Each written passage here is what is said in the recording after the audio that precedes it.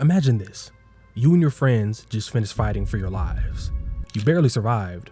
4 of your other friends died, and the person who did all this to y'all is probably going to come back soon and try to do it all again. This was the situation at the end of the Saiyan saga for Goku, Gohan, Krillin, and the others, and that's not even mentioning that one of those dead allies happened to be Piccolo, which meant that there were no Dragon Balls on Earth to revive anyone with. So to fix all this, Bulma, Gohan, and Krillin went to Namek while Goku stayed on Earth. Basic math. Vegeta was still out there somewhere, so leaving the strongest person on Earth behind to defend the planet was a good move, and Goku needed to recover regardless. Namek was described as an almost empty planet, still bouncing back from a climatic cataclysm, and according to King Kai, Namekians were peaceful anyways. Nothing Gohan or Krillin couldn't handle, so as we flash forward, place yourself in their shoes again. You and your friends just landed on Namek, and the planet actually isn't empty at all. It's actually full of strong people who also happen to be definitely evil. Then, as if there weren't enough problems, the person who killed all of your friends back on Earth flies in, and before you can leave, your ship breaks. But what can make a terrible situation like this worse? Well, what if there was someone on Namek that was stronger than Vegeta? What if this person had already collected 4 out of the 7 Dragon Balls, making it impossible for anyone else to get the complete set without going through them? These were the challenges that our heroes faced going into this storyline, and at the center of it all was Freeza. When it comes to breaking down what exactly makes Freeza the most iconic villain in the Dragon Ball manga, there's a lot to talk about. In fact, when you consider his completely unique personality, his crucial role in the narrative success of the Super Saiyan prophecy, and his relationship with Toriyama as the logical conclusion to a lot of the ideas we'd seen before, it's easy to understand why he's the blueprint for a lot of other villains, but hard to know where to start. To me though, it always made the most sense to talk about the foundation first, and a character like Freeza benefits a lot from his relationship with past villains from earlier points in this story. If I were to go as far to flatten Frieza's character down into a single trope, it would be that of the evil leader, a character primarily defined by the forces they command. We've seen this kind of thing from Toriyama before, first in people like Monster Carrot and Pilaf. These were leaders of trios of bad guys, 2 henchmen and 1 boss, with the boss being semi-threatening for one reason or another. Monster Carrot could turn people into carrots, and Pilaf was a schemer. Later, Toriyama pushed this idea further with characters like Commander Red, who led an entire army, and the Crane Master, the leader of yet another trio. Their henchmen, characters like Tao Pai Pai, Tien, and Commander Black, all had individual motivations and personalities, which was a net positive for the story, but there were still a few gaps that could be filled in when it came to this trope. For one, all of these leaders were non-combatants themselves. You could say this limited characters like Master Crane or Pilaf in a way, who were never going to directly get involved in any combat. With that in mind, it's clear why the logical next step was a leader who had strength of their own, which brings us to Demon King Piccolo. It's here that Toriyama's approach to the evil leader trope evolved. Think of it this way, it was obvious that things had been kicked up a notch when we saw Krillin dying as soon as Piccolo stepped onto the stage. The fact that it was Tambourine, his henchman, doing this to a main character off screen made the shift even more drastic. Through Krillin's death, we were shown that Piccolo was someone who could reach out and affect our heroes without even being around them in person, someone who could beat Goku while weakened by old age, someone whose minions were all a huge threat in their own right. We saw him wish for youth, kill Shenron, and take over the world, and in the background of all of this, there was a prophecy hanging over the story that had Goku at its center. Sound familiar? I talk about this kind of formula that Toriyama develops over the course of early Dragon Ball in another video, but for now just keep in mind that all of these ideas build on each other while keeping the core of the trope intact. As Toriyama's approach became more and more complex and layered, he was always sure to keep his ideas grounded in one way or another. Piccolo might have been a step forward from earlier villains, but he was freed by Pilaf and depended on him from information early on. This plot dependency connects him to the past. On top of that, Piccolo might have been more formidable than a Commander Red with more layers to his personality. But in the end, all of those layers are stripped away, and Piccolo is revealed to be a coward, just like all of Toriyama's other evil leaders. So with all that in mind, hopefully I've done a decent job of explaining why someone like Freeza would present an opportunity for Toriyama to bring the evil leader trope to its natural conclusion in Dragon Ball. Every other villain that comes after Freeza in this manga uses him as a reference point, and we'll never see anyone quite like him again. But this isn't just true inside of the story. When we turn our attention to sources outside of the manga, it becomes clear that Toriyama can even be quoted to have viewed Freeza this way. He started thinking of the character as early as the 23rd World Martial Arts Tournament, one arc after Piccolo Daimo's defeat. This recontextualizes the events of the story, as concepts like Piccolo and Kami speaking Namekian, or the idea of the Saiyans in general really don't come to fruition until Freeza enters this story. It's no wonder that after Namek, Toriyama said he felt as if he had done all he could in terms of final battles with Freeza. In hindsight, so much of what we were being shown led here. The transformations, the direction of the fights, the concepts. We even see the effects of Frieza's unique position in the franchise and how he's been treated after Namek. Think about this. Every major arc after Frieza's defeat uses him as a measuring stick for others.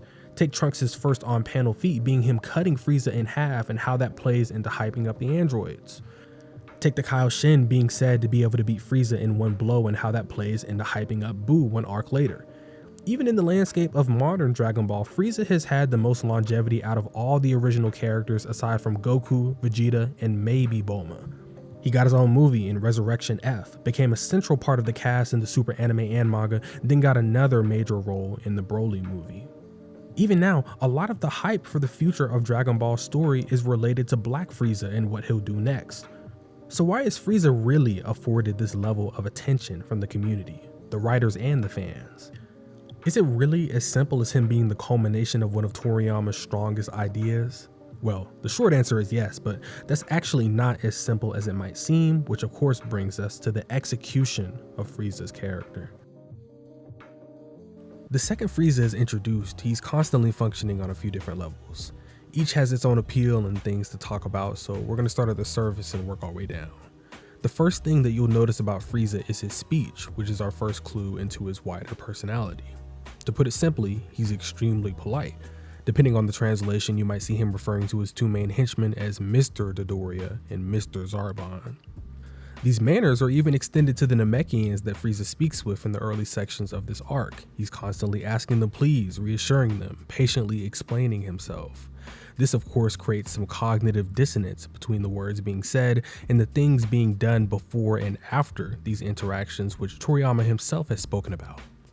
When asked whether he had any rules for making characters, Toriyama responded that he didn't like to write evil characters that were so devious that it left a bad taste in the reader's mouth. Then, after some more consideration, he amended his statement, saying that, well, Frieza was pretty evil, but that he put a lot of thought into making sure that Frieza's polite speech pattern clashed with his cruelty and strength. But Frieza's speech is really just a framing device for an even larger idea here. In reality, he isn't just written to be polite, to create a contrast between that politeness and his cruelty. When we look at his actions, it becomes clear that treating everyone with respect is Frieza's way of fulfilling his personal definition of the social contract, a definition that has some very clear problems to it.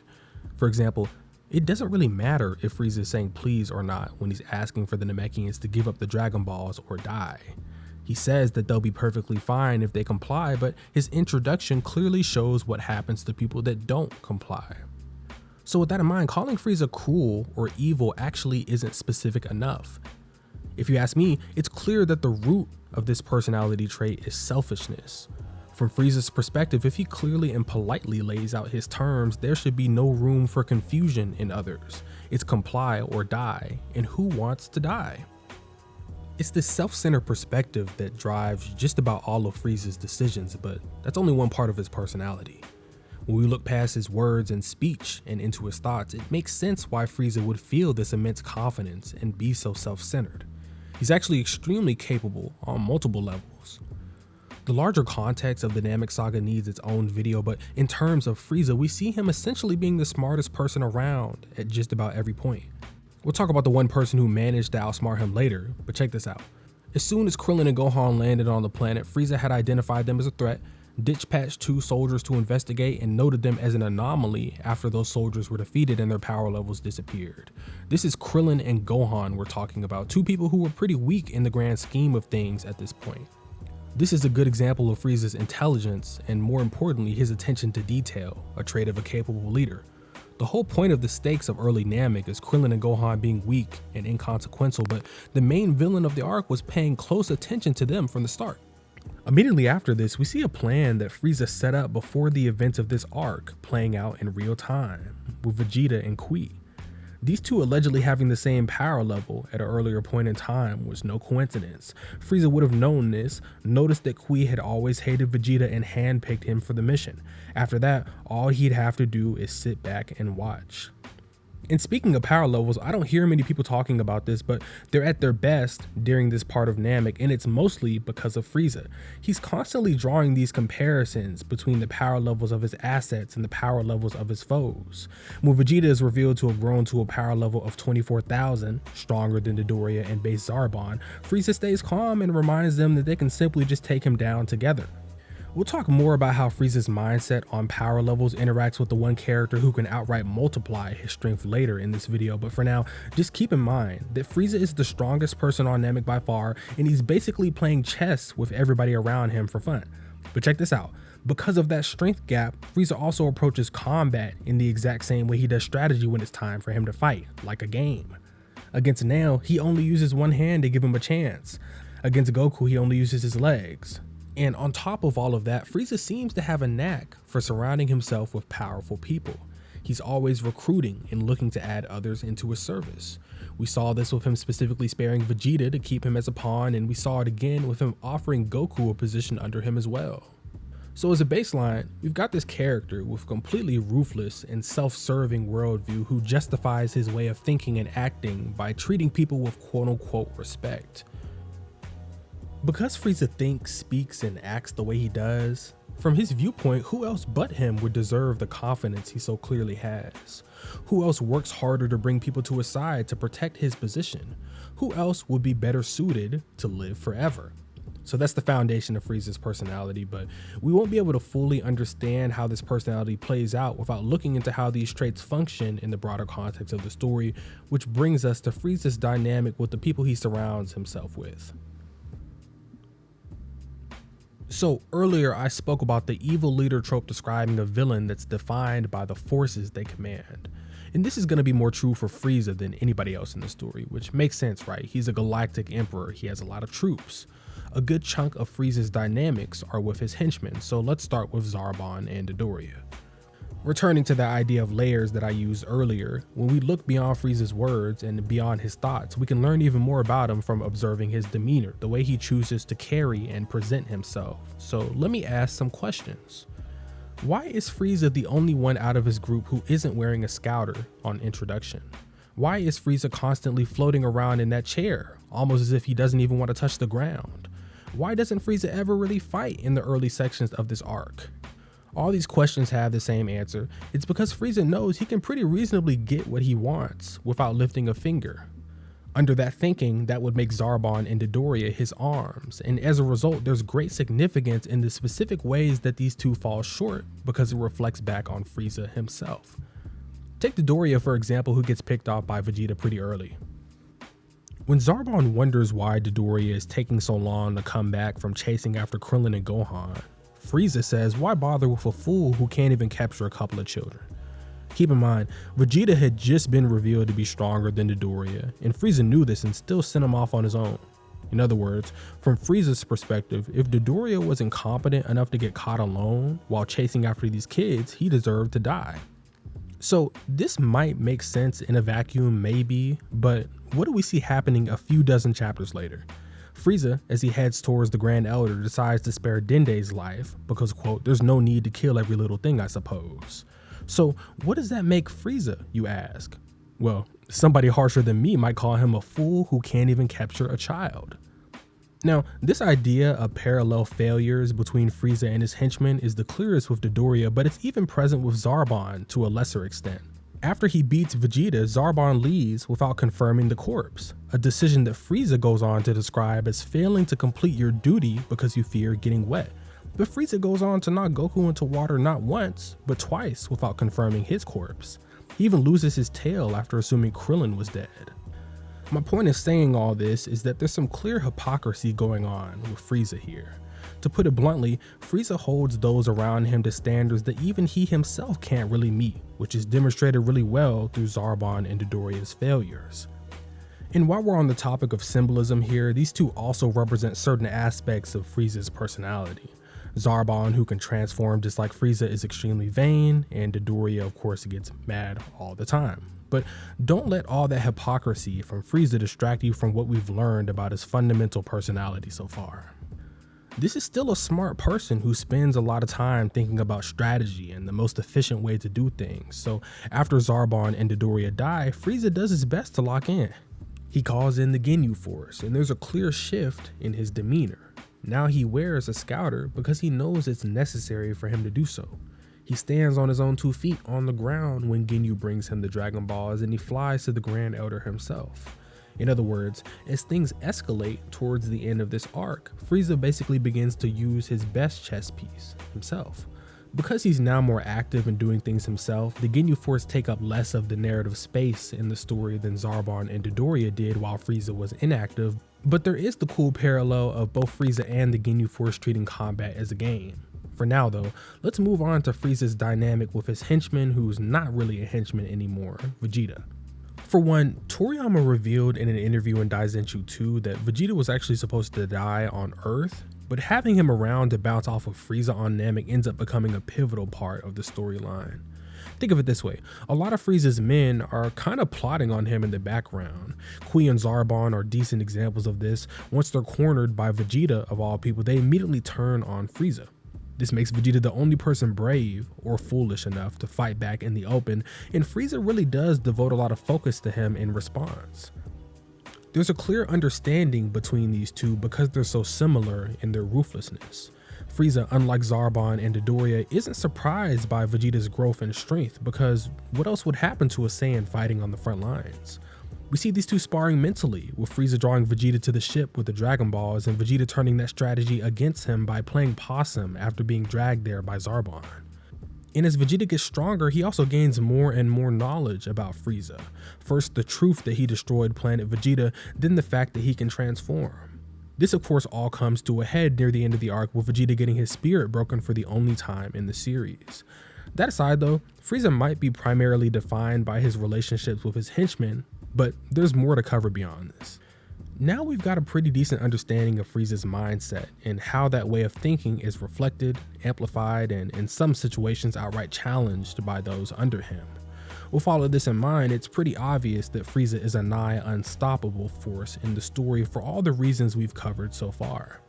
In an arc that centers around the identities of the Namekians and the pride of the Saiyans, Freeza is a calamity that destroys everything without distinction. Metaphorically, he was the meteor that destroyed planet Vegeta, and despite the Namekians barely surviving a great drought, Freeza comes along to wipe them out as well. In fact, he's so powerful that he even renders certain ideas that had been developing in the background of the story completely meaningless. For example, we had been hearing about the Namekians being peaceful and the Saiyans being violent, with humanity in the middle creating exceptions to both of those rules. Goku, the Saiyan raised on Earth, is good in contrast to other Saiyans, and Piccolo Daimao, God's dark half cast down to Earth, is evil in contrast to other Namekians. This is a good idea, but it simply doesn't matter when someone who's in the business of wiping out entire races enters the equation. So, in a way, Frieza's character in itself demands a really specific response from the story, but it's not as simple as asking who can beat him. Instead, we must ask who can expose all of the contradictions in Frieza's worldview. Who can surpass him and thus become the strongest in the universe without replacing this great evil with something the same or even worse? Well, the answer is obviously Son Goku, so let's talk about prophecy to close this thing out. Let me put this as simply as possible if it wasn't already clear. Freeza couldn't be defeated through conventional means, and everybody knew it. King Kai said it, Vegeta said it, and everyone else comes to the same conclusion in one way or another. Mind you, this was despite our heroes having quite a few advantages when you think about it. Freeza might have been looking at everyone on Namek as pieces on a chessboard, but pretty much every main character broke the rules of this game, so to speak. Gohan, Krillin, and Vegeta could all hide their energy and release their power in combat, which allowed them to deceive Frieza's men in various ways. Freeza and Ginyu were talented enough to have some grasp of power levels without scouters to some extent, even if they couldn't sense energy as well as the Earthlings and Namekians. Ginyu says that he can change his battle strength at will during his fight with Goku, and we see Freeza doing the same against Vegeta. But once again, some of the main characters break the rules in an even more drastic way. Gohan, Vegeta, and Goku can all get stronger after near-death experiences, which allows them all to challenge Freeza in their own ways. But if you ask me though, the biggest exception to the rules of the game here is Goku himself. With the Kaioken, he can just multiply his power at will, making him a walking, talking contradiction to this aspect of Frieza's perspective on power levels. But even all the things I've covered here aren't enough to defeat him. Potential unlocks, near-death power-ups, fusion, even the Spirit Bomb fails to put Freeza down. At this point, we've seen him become angry and promise to essentially torture everyone here to death, but as the Spirit Bomb comes down, we still get a reminder that Freeza can literally just choose to blow up the entire planet whenever he feels like it. So, if everything up to this point hadn't been enough, the story was going to have to be resolved by something out of the realm of reason. But Toriyama ties something as unreasonable as an alien prophecy into the plot by having us learn about it from those most important to Frieza first, the people he surrounded himself with. First, it's the Doria hinting that Frieza was afraid of the strength of the Saiyans in numbers and that exceptional warriors like Vegeta made him nervous about a possible revolt. Then it's Frieza himself admitting that he was really actually afraid of one of those warriors becoming a Super Saiyan in the future. After that, it's Vegeta fleshing out the details of the prophecy as Goku fights the Ginyu Force. Already, we're seeing Toriyama scale up his approach from the one he used during the pre-time skip, where the first prophecy was delivered by one person, Baba, then fulfilled by Goku in a pretty straightforward way. For Frieza, a Super Saiyan is his secret fear, but because this is Frieza we're talking about, he's already taken steps to make sure that the prophecy won't come true. It's here that we see several ideas coming into alignment. When Goku is driven up against the wall and our heroes have used everything at their disposal, Frieza's still more than a match for all of them. From that point on, things should have been simple, but Frieza was always the kind of person to go for the weakest member of the party first. He had been targeting Krillin from the beginning of this fight, but his choice to kill him first here ends up being his undoing. He had killed almost all the Saiyans on planet Vegeta, but this just led to the Super Saiyan being a low-class Saiyan raised on Earth, trained by a Namekian with a pure heart. So in the end, Frieza indirectly creates his own worst fear, and Toriyama, when asked about the story, says that he felt as if he could have ended the arc right there, at the scene of Goku glaring up at Frieza. In the fight that followed, Goku carried the pride of the Saiyans and everything else that had brought him to that point. The idea of Frieza being replaced by someone just as bad, like Vegeta, had been present in the story for a while, but Goku fulfilling the prophecy works on a deeper level than him just having a pure heart and being a good person. He's also the only person who would spare Frieza at the end of it all, which is the worst kind of insult to someone with Frieza's kind of worldview. Think of it this way. Frieza can't even take the idea of a joke being made at his expense. He was not going to take getting spared and embarrassed by Goku well here. It's kind of a joke in the community that Goku gets disrespectful when he knows he's stronger than somebody, but that's actually what literally happens here. On top of this, this was the worst possible situation for Frieza, not only because he was surpassed by Goku in strength, but because it was his own fault. Toriyama does a great job of stripping the layers away from his evil leader type villains, and we see that here at its best with Frieza. In the end, when his full power wasn't enough and he was humiliated, he did something more incompetent than Zarbon, Dodoria, or any of his men. He hit himself with his own attack, begged for mercy, and lost anyways. At his core, Frieza was just as insecure as someone like Commander Red. It just took a lot more time for us to see it. So if you made it this far into the video, thank you so much for watching. This was a whole lot of fun to make, and if you like videos like these, definitely think about subscribing. Other than that, have a good day.